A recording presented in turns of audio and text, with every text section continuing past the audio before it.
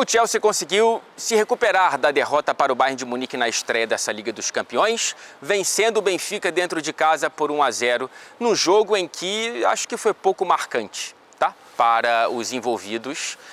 Não sei se você viu a partida, acho que dá para trazer alguns pontos interessantes por aqui, mas não foi um jogo com tantos lances empolgantes ou com tantos destaques realmente que nos dê uma projeção fiel ao que dá para esperar das duas equipes, tá? Mas o Chelsea consegue essa vitória, eu acho que é simbólico que ela venha num gol contra, né? Assim, e um gol apenas marcado nessa partida, mas é uma vitória importante para não só se recuperar, como eu disse, da estreia com derrota na Champions, mas para se afastar um pouquinho de uma nuvem pesada que vinha se aproximando de Stamford Bridge com apenas uma vitória nos 5 jogos anteriores e essa vitória contra um time de terceira divisão na Copa da Liga.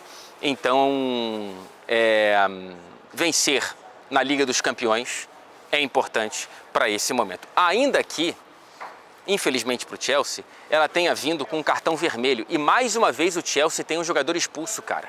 É o terceiro cartão vermelho para um jogador do Chelsea nas últimas 4 partidas.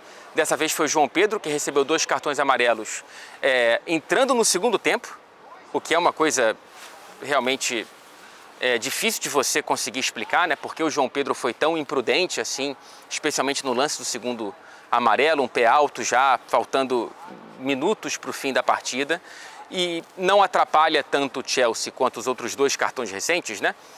5 minutos de jogo, Sanchez expulso contra o Manchester United. No início do segundo tempo, Chalobah expulso contra o Brighton, mas é um problema para a próxima partida do Chelsea na Liga dos Campeões, porque evidentemente o João Pedro estará suspenso e não enfrentará o Ajax aqui em Stamford Bridge.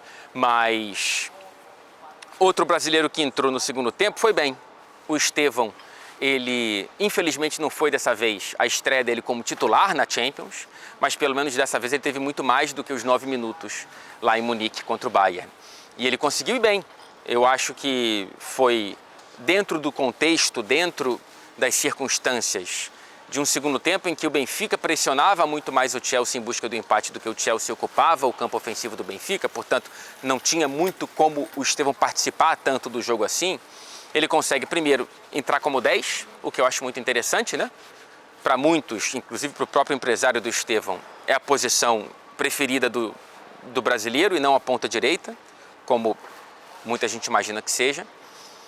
E segundo, que ele consegue participar nos poucos lances em que a bola cai para ele, né? Ele tem uma finalização para uma defesa do Trubin, finalização de cabeça no cruzamento do Enzo Fernandes. Ele consegue um domínio muito bonito de um balão. No primeiro toque dele na bola é um domínio muito, muito difícil, muito bonito, e a torcida se empolga com as coisas que o Estevão faz. E tem um bastidor interessante que eu posso trazer aqui para vocês, que depois do jogo ele conversou bastante com o Richard Rios, foi bacana ver isso, né? 2 palmeirenses ali. E o José Mourinho passou e falou: vai aprender inglês? Como é que está o seu inglês? Já aprendeu? E aí o Estevão desconversou um pouquinho, ainda não está, né, na ponta dos cascos, mas enfim, bacana ver essas coisas dos corredores do futebol, né? O Mourinho que conseguiu melhorar esse Benfica, né? Assim, pelo menos hoje foi um grande jogo, não, mas uma grande melhora, certamente, em relação à derrota da estreia de virada em casa contra o Qarabag, né? Aqui o Benfica conseguiu pressionar, eu acho que no segundo tempo sai dando boas mensagens para a torcida, para além do resultado, que é negativo, evidentemente, mas eu tenho a sensação de que em termos pelo menos de postura e de organização, o Benfica ele consegue trazer boas mensagens nesse jogo. O Lukebak é um jogador muito interessante, viu? Esse ponta que o Benfica contratou junto ao Sevilha, me parece belga, me parece muito bom jogador e foi bem, enquanto teve fôlego, ainda que para cima do Cucurella, que é um lateral esquerdo de muita qualidade. Mas é isso, não é um jogo memorável, não é um jogo que vai ficar cicatrizado na minha memória, no meu coração, mas dá para trazer algumas coisinhas aqui dessa vitória do Chelsea, no retorno da Liga dos Campeões para esse estádio, de um bicampeão da Champions, 895 dias depois.